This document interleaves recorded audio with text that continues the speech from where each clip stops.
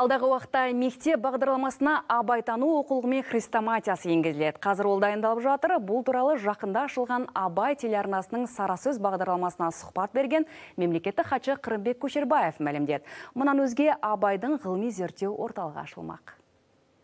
Қазақтың ұлы ақыны ойшыл кемеңгерінің 175 жылдығын дүркіретіп тойлау жоспарда бар еді. Алайда эпидахуалға орай мерейтойды өткізу мүмкін болмады. Карантин салдарынан халық қатысу іс-шаралар қысқарғанмен тойдың мазмұнды өтуіне кедергі емес.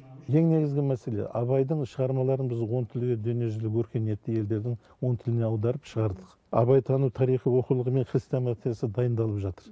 Ол мынау әсіресе жоғарғы оқу орындарында тарих филология факультеттеріне міндетті түрде болу керек.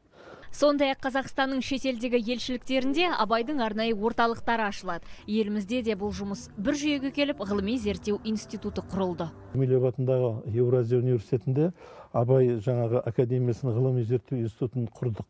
Өйткені Абай танумен айналысатын нелер көп, ғылыми орталықтар, бірақ бір жүйеге келмеген. Сондықтан бір жүйеде болсын деп Абай академиясының ғылыми зерттеу институтын құрғанымыз сол. Мемлекеттік хатшымен болған сұхбаттың толық нұсқасын 10 тамыз, яғни Абай күнінде Абай телеарнасынан сағат кешкі 20:00-де көре аласыздар. Ләйла Дулатқызы, Сәуле Алдамұратқызы, Ұлттық арна.